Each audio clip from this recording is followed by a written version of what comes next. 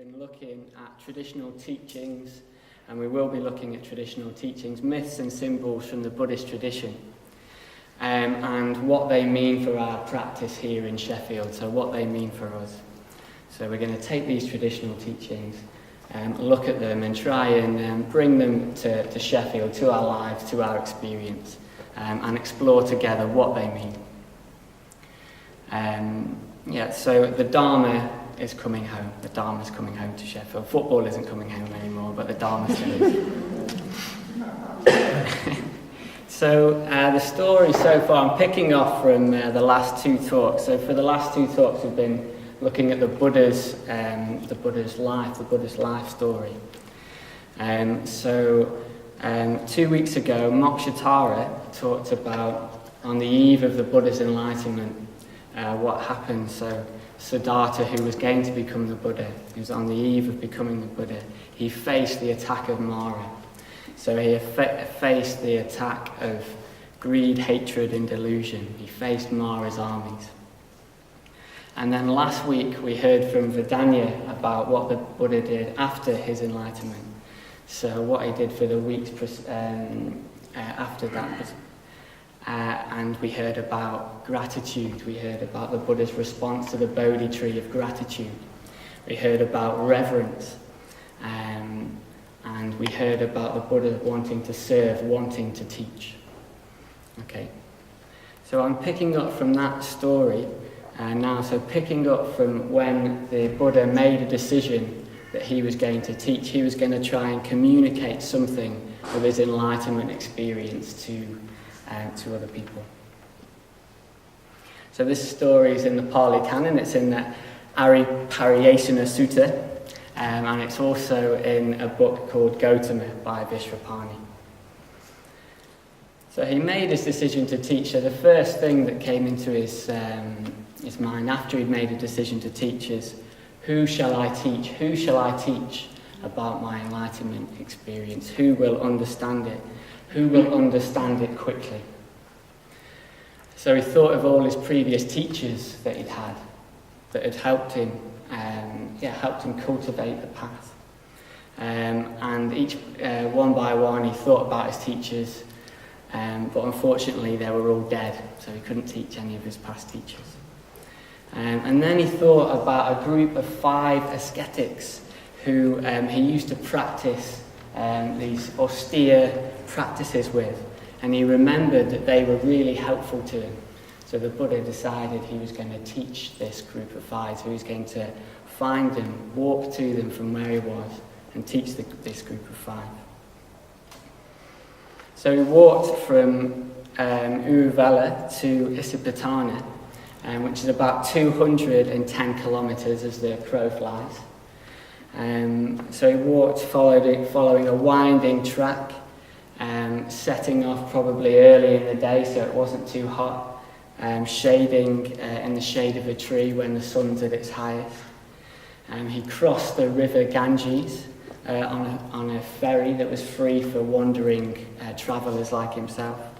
And unhurriedly, at a steady pace, he went to find this group of 5 to teach them, to try and communicate something of his enlightenment experience. So it probably took about 2 weeks. So it was worth walking for. So it was worth walking. He thought, I'm going to find someone who have helped me and teach them.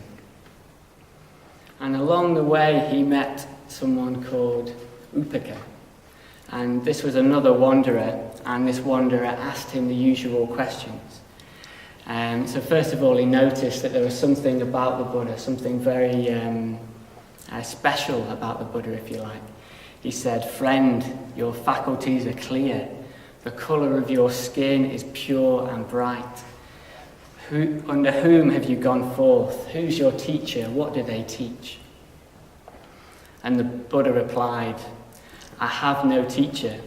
No one exists like me anywhere in all existence.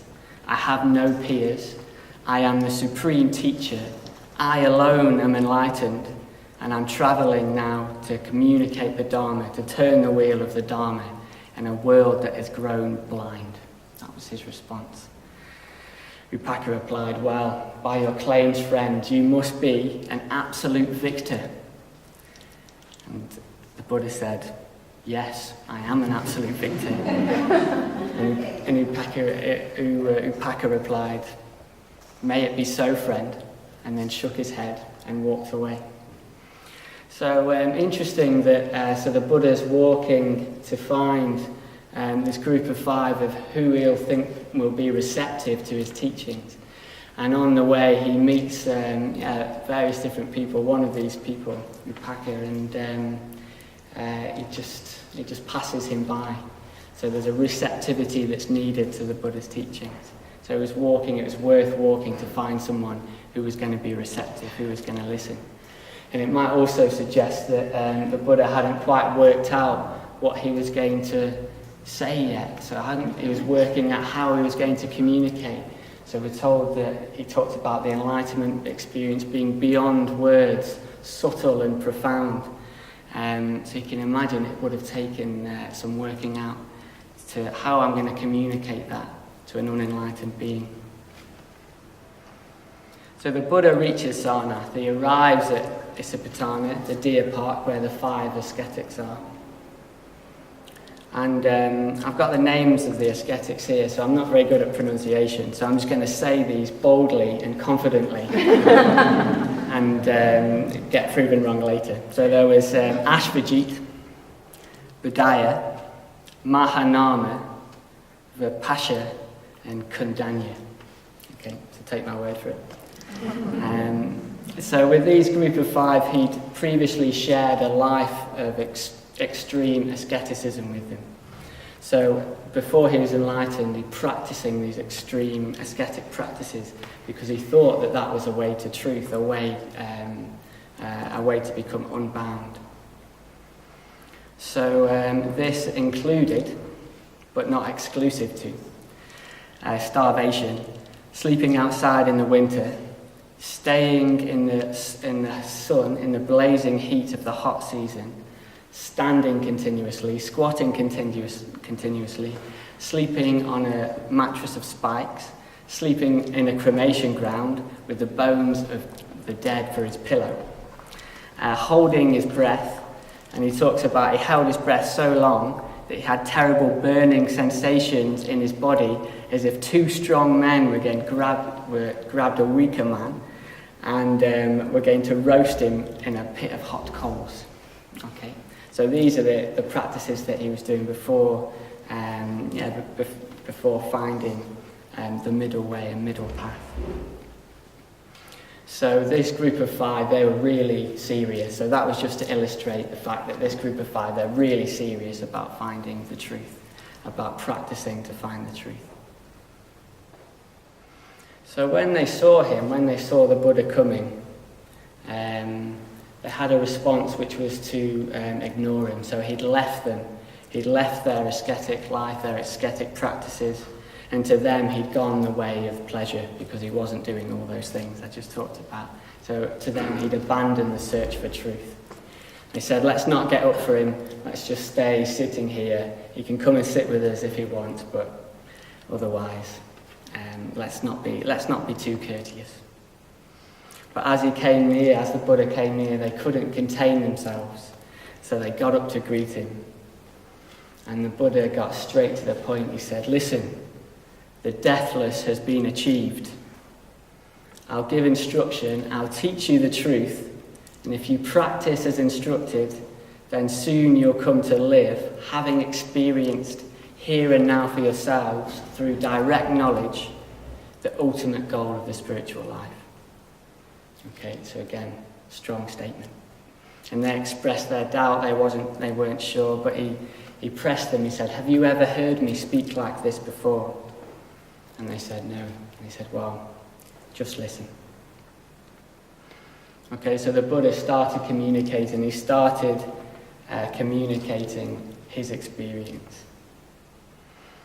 And after a while, with these 5 ascetics, after a while, one of them, Kundanya, the venerable Kundanya, got it.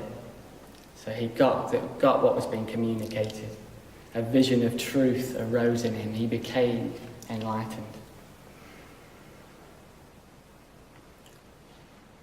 And at this point, the whole world rejoiced. Okay, the whole universe rejoiced. The whole universe celebrated. So the 10,000 world system shook, trembled and quaked, and there was a boundless, splendid radiance appeared in the world, surpassing the majesty of the gods. And then the Buddha sighed and breathed out a sigh, said, Kundanya has understood. Kundanya has understood what I've tried to communicate. And one by one, each one, the rest of the four, understood what the Buddha was trying to communicate. And we celebrated this 2 Sundays ago at the Dharma Day Festival. So we celebrated the wheel of the Dharma, the teachings being communicated, the wheel of the Dharma being turned.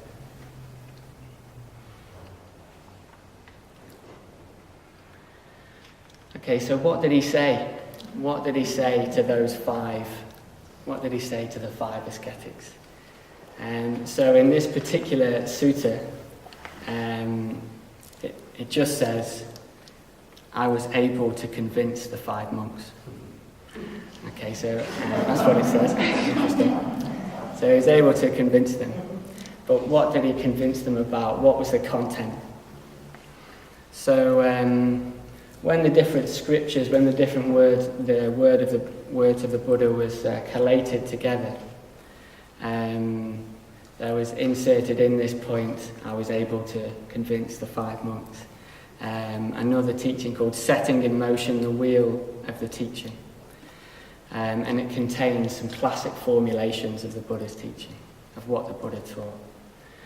But what was the essence? What was the essence of what he taught? So the Buddha, he taught about dukkha.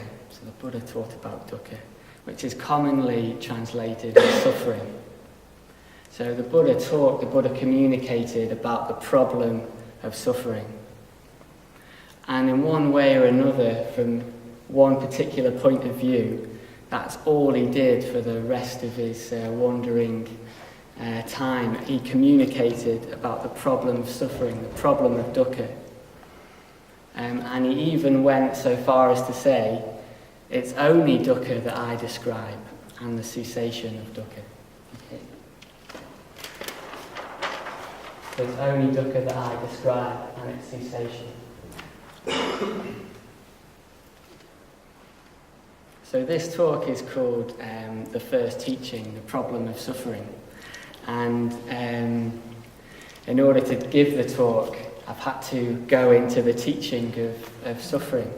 And it's been a bit of a challenge, actually. I feel quite raw after a week of delving into the teachings. It's, at the very least, it's been a massive spiritual practice for me to really try and look at what the Buddha has been saying and is communicating. So if I can manage to communicate anything of that to you, I'll be pleased. But it's very it's very elusive, as we'll see.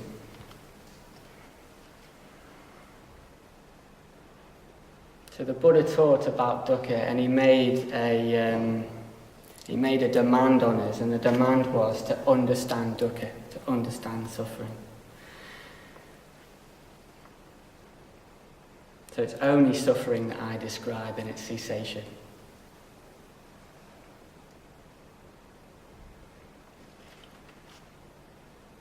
So I'll take a look at dukkha from a few different angles, and then we'll unpack it.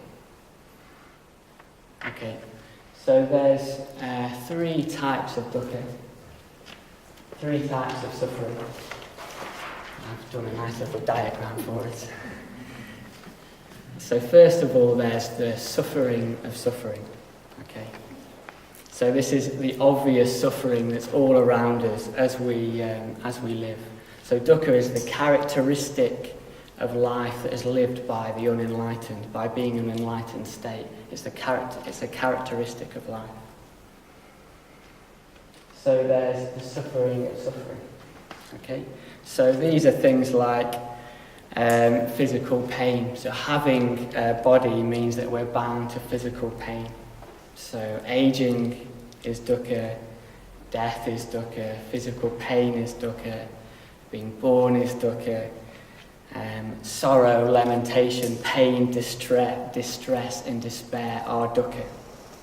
Okay. Association with what is not loved is dukkha. Separation from what is loved is dukkha. And not getting what you want, that's also dukkha. Okay, so this is the dukkha, the type of dukkha that's involved in just being alive and living in an unpredictable, uncontrollable world. So this is what we meet, what all of us meet. So it can be a bit of a relief to hear that actually life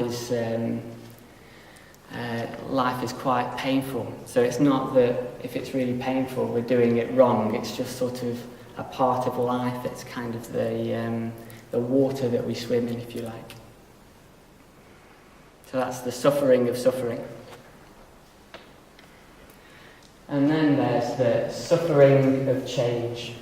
Okay, the suffering of change, so the potential painful experiences.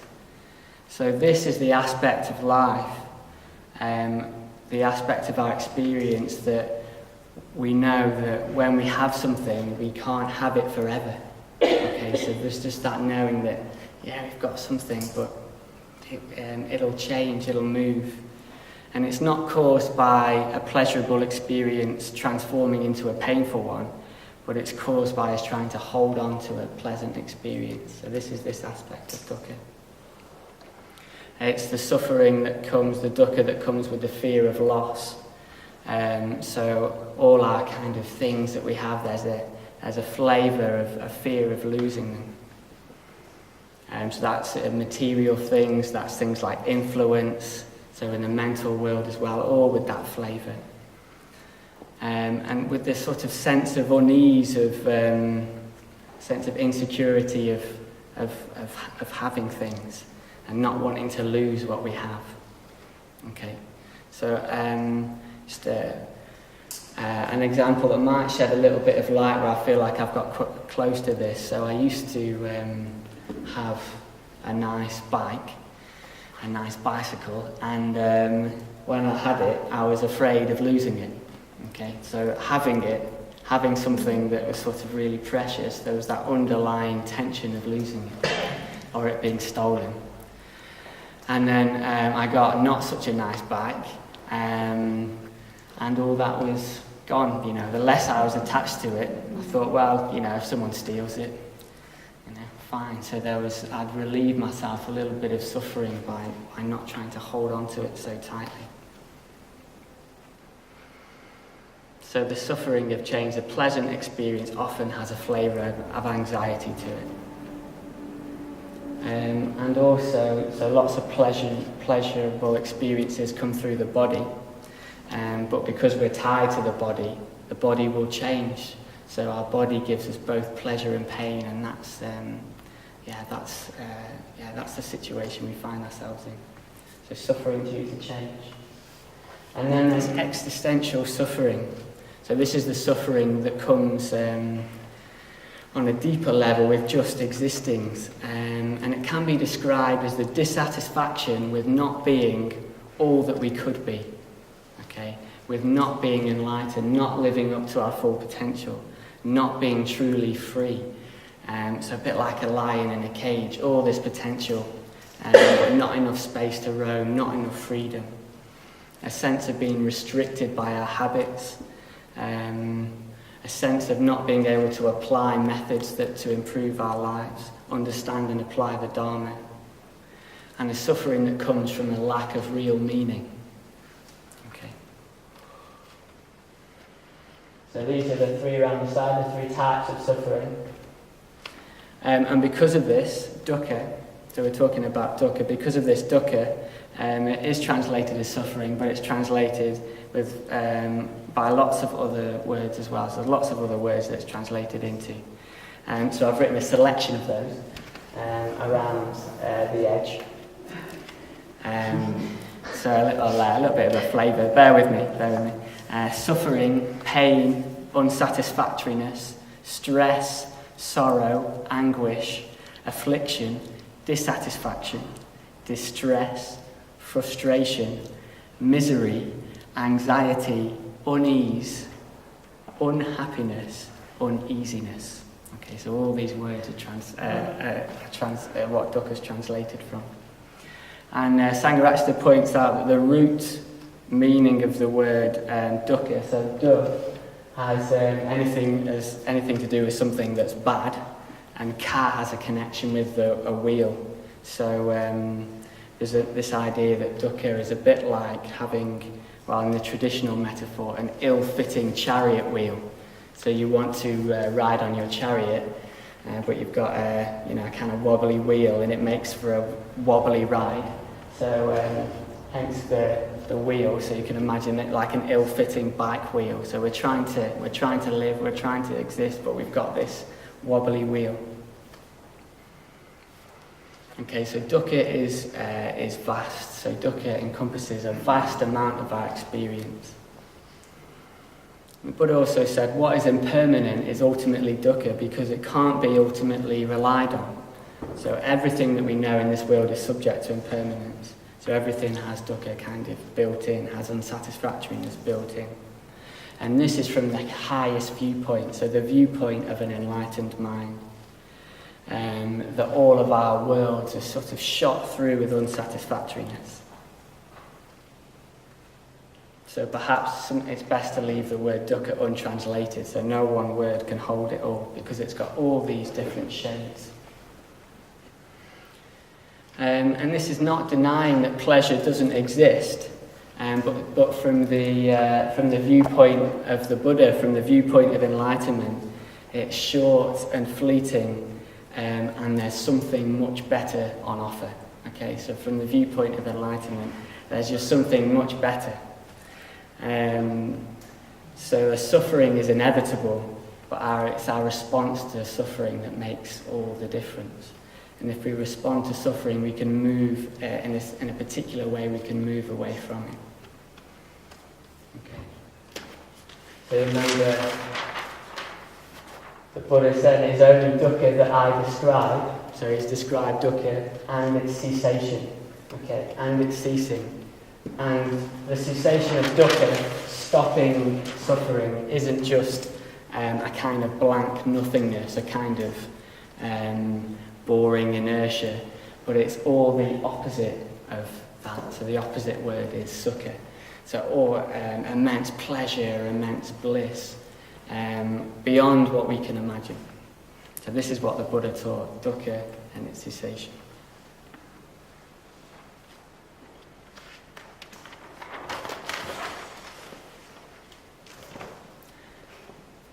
He went on to say, so the dukkha either results in bewilderment or in search.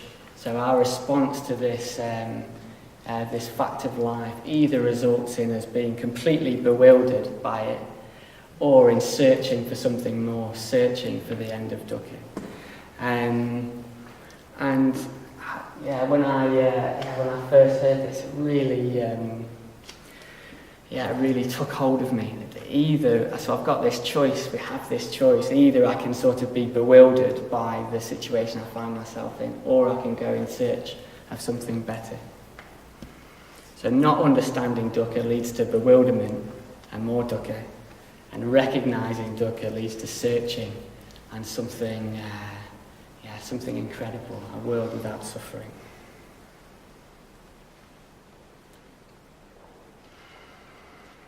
Okay, so going into dukkha a bit more personally. So this is a fundamental teaching of the Buddha, and I just find it very, very difficult to get hold of.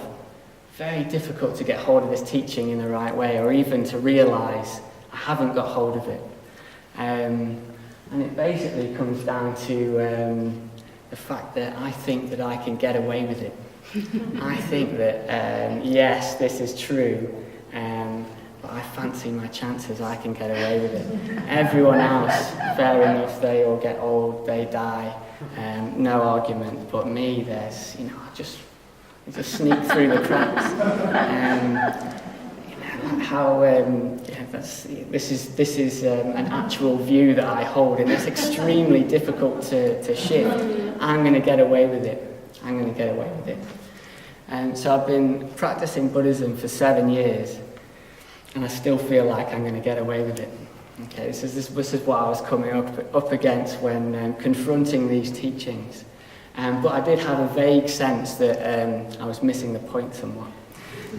So a few months ago, I went on a retreat that dealt with this issue, dealt with this area of suffering, and it was in the context of the 3 lakshanas, which you remember are impermanence, insubstantiality, and unsatisfactoriness. So that's one method. If you're really struggling to get hold of a teaching, go on a retreat where that's what they talk about, and it'll something will happen.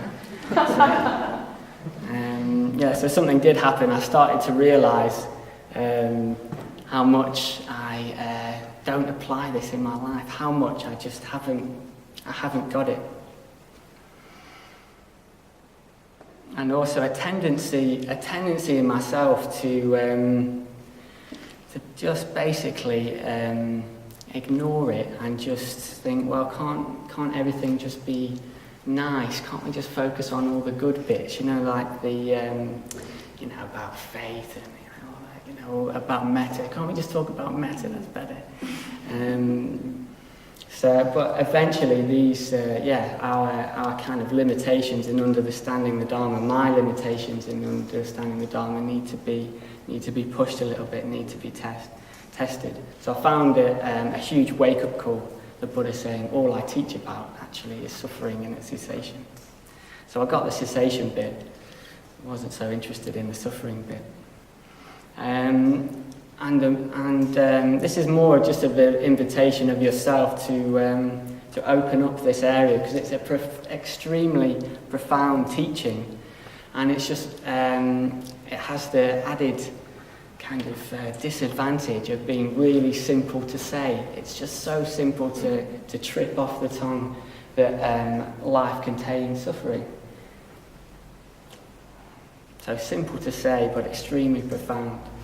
And if you're not paying attention, it's sort of come and gone before you've really got hold of it. And you can get hold of it at the wrong end, so this is a really dangerous teaching to get hold of in the wrong way.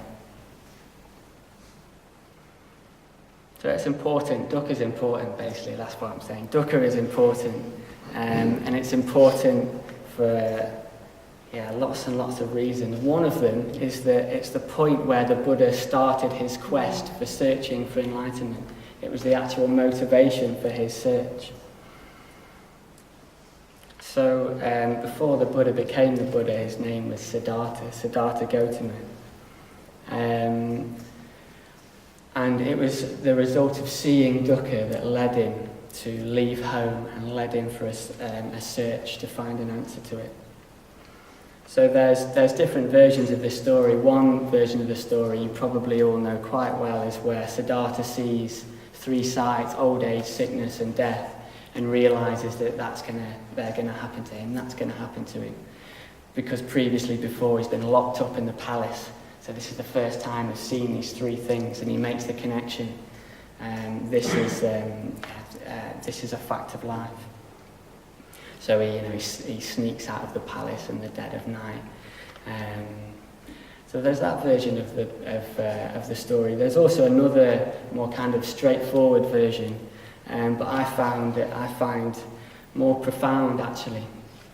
So the Buddha said that before what caused him to leave home was these thoughts. He said, suppose that being myself subject to aging, sickness, death, sorrow and defilement, having understood the danger in what is subject to aging, sickness, death, sorrow and defilement, I seek something that is unaging, unailing, deathless, sorrowless and undefiled, a supreme security from bondage, nirvana. So the Buddha's quest began with a question: suppose that I seek something that isn't that isn't subject to dukkha. And he said, later, while I was still a black-haired young man, endowed with the blessings of youth, in the prime of life, though my mother and father wept with tearful faces and wished otherwise, I shaved off my hair and beard, put on the yellow robe, and went forth from the home life into homelessness. So I just feel like you get a real sense of, someone so uncompromising, really looking for an answer to the problems that faced him, an answer to dukkha. So dukkha was the starting point for the Buddha. And actually thinking about it, dukkha was the starting point for me as well. So it was the reason why I came across the Dharma. And it was more in line with a kind of sense of existential suffering. So I wasn't very clear about it, and I couldn't have told you when I first arrived, but what I was looking for was a meaning in life. So I was sort of suffering from a lack of meaning and a dissatisfaction with the way that I was living. And I was trying all the things that are on offer for a bit, but sort of getting coming to a dead end. So it was dukkha actually that brought me to the Buddhist Centre. And it's likely that dukkha it's a starting point for us all. So it's likely that for all of us, in this wide sense of what dukkha is, it was the reason that we came to the intro course, the reason we came to the centre. Because if you become aware of dukkha, you can move beyond it. So if we become more aware of dukkha, it can motivate us to look for something more. Because in the end, it's what we're really interested in. It's what we're really interested in. So all of our there's such strong emotions around not wanting to suffer. It's what we're interested in. It's not an idea, it's not a concept, it's a very deep-rooted fact, a feeling of life. So it's easy to have these sort of lists and to run through all these translations and run through the different types of dukkha and sort of not connect it with the actual experience of living and wanting more, wanting to an end of suffering in all these different ways. So it's a common experience of life. So it brings us, engaging with dukkha brings us to the immediate, to the practical. It brings a sense of urgency into our lives and our practice. And it makes sense of this language of going for refuge. So if you've been around a while, you'll hear the language of going for refuge. And this is basically that we're seeking a refuge from dukkha, seeking a refuge from this dissatisfaction, and seeking the cessation of dukkha and all that brings. So a refuge in the Buddha, a refuge in the Dharma, and a refuge in the Sangha, and the sense that the Buddha embodies an ideal of ultimately what we can become, a teaching that teaches us how to do that, and the Sangha, a community that we practice in a refuge that is blissful, that is safe. That's quite a lot about dukkha. The opposite of dukkha is sukha. So the cessation of dukkha is sukha. So as I said, the cessation of dukkha isn't a blank nothingness, but the highest bliss. Nirvana is the highest bliss. Enlightenment is the highest bliss. And I think a lot of the time it's a problem of there's a problem of language here. So we can imagine what suffering is because we experience it. So we can talk about it. We've got the language for suffering. But we don't quite have the language for the cessation of suffering, because as far as I know, no one's got the experience of all unsatisfaction in their life being dissolved. So all this sort of weight, there's a weight of language in the Buddhist tradition, on suffering and its cessation, because that's what we can describe, that's what we can know. But that can seem one-sided. So also we've got Buddhist myths, we've got images, we've got symbols that try and paint this sublime image of what it's like not to suffer. And it's basically just simply better than we can imagine. So it's better than we can imagine.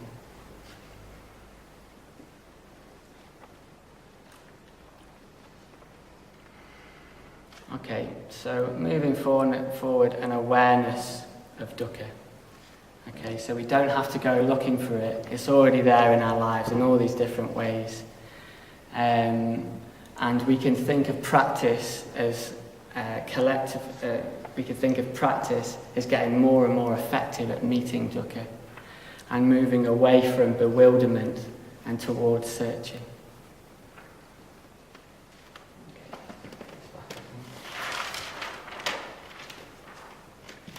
So moving away from bewilderment towards searching, so away from more dukkha towards less. Okay, so first of all, to become aware of dukkha, we need to realise how we're unaware of dukkha. So the different tactics of not engaging with dukkha, of being bewildered by dukkha. Okay, so there's three that I've thought of that I know well. So there's denial of dukkha. So denial, that's quite a good one. It's not happening. This is generally my response to dukkha. Not interested. It's not happening. And filtering my life so that all the suffering I just sort of conveniently forget about, and block my experience, guard my experience from it. So there's that one, denial, quite straightforward, just plain old denial. And then there's also a subtler one, which is a feeling of guilt, like I'm so lucky to be born in England at this time with all this material wealth. I don't deserve to suffer. If you, I'm not in an incredibly difficult situation in an impoverished country, so I don't deserve to suffer. I feel guilty for suffering, so I just deny it's part of my experience. Okay, so there's denial. So denial leads to bewilderment because basically it's still happening. You're just denying it, so you're bewildered. I'm bewildered. And then there's diverting dukkha. So, okay, dukkha exists, unsatisfactoriness exists, but it's their fault. So you don't let it land on you, but you kind of just pointed at something else. So I experience suffering and someone else is to blame, and whose fault is it? And there's loads of those. You just kind of, it's this, it's that, it's all the rest. So this leads to a negative mental attitude. Ultimately, it leads to more suffering, to resentment, to a kind of weakness. So again, leads to more bewilderment, more dukkha. And then there's distraction. Okay, distraction. So seeking to distract ourselves from dukkha. So there's immediate pleasure hits. They're quite good at distraction. So food, sex and sleep. Big three. And then there's technology, so kind of living in an unreal world, like living in a screen world. And then there's it's a good one, the phone flip, so a little bit of unsatisfactoriness, just get the phone out, have a look. So there's lots of phone flipping going on, so very, very easy to distract yourself in this way. Basically anything can be used as a distraction. Even sort of worldly good things, basically distracting you from this part of life. If it's used as just blocking a particular experience, blocking dukkha, you just make yourself too busy to notice it. So in this sense, it's important to allow us time to become bored, if you like, to allow dukkha in. Because there's big disadvantages of being unaware of dukkha. It never gets resolved, and it kind of just continues to lurk around in the background, getting stronger, and in the end it causes more suffering, and it causes us to act in unskillful ways. So there's disadvantages of being unaware of dukkha. Okay, so what are the advantages of being aware of dukkha? So if we relate to dukkha, if we relate to our own suffering, it helps us resonate with other people. So dukkha is a common experience. It helps us resonate with other people if we relate to our own. So it can be an effective way into empathy with others. It can feel a relief that we're not singled out. So we're sort of doing it all wrong because we're suffering and we're the victim. And it can be a relief just to drop that mask that everything has to be perfect.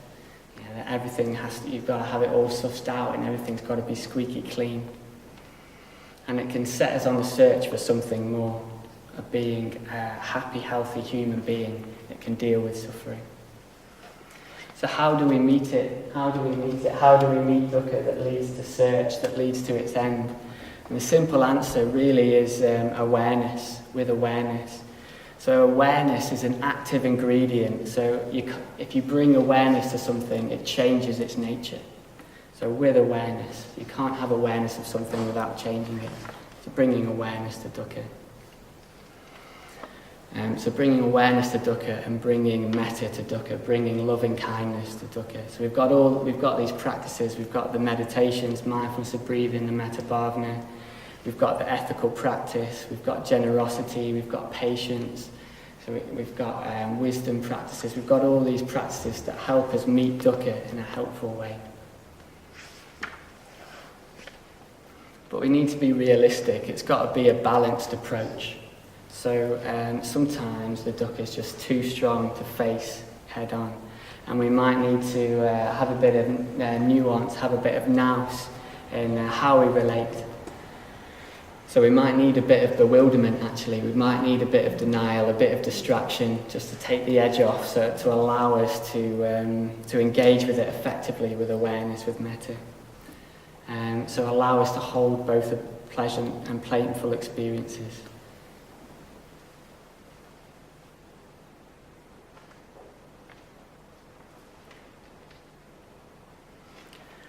Finally, I want to end with that facing dukkha is worth it. So it sounds difficult, and it is difficult, and going into the material has been difficult, and talking about it has been difficult, and preparing a talk on dukkha has been difficult. It's all been very, very difficult. It's all been dukkha, in fact, and the irony wasn't lost on me. Preparing a talk on dukkha, filled with dukkha, about going into dukkha. But it's worth it. It's worth it. So facing dukkha is worth it because it leads somewhere else. So if we don't face it, we're just locked in what we've always been doing, what we usually do. It leads somewhere else, something more magnificent if you skillfully deal with it. And the stronger you are, the more you can face dukkha, the more helpful you can be to other people. And in our practice with dealing with our own suffering, we deal with the suffering of others around us. They're intimately linked. So it's worth it. Facing dukkha is worth it. Okay. So I've talked about dukkha, I've talked about its cessation. And this is part of the classic teaching of the Four Noble Truths. And next week, Vedanya is going to go into its arising and a path that leads to its cessation. So dukkha being a turning point, so leading from bewilderment into a search, and leading to a path of practice with greater and greater levels of pleasure. So make sure you come next week for Vidyanya's talk. Okay, thank you.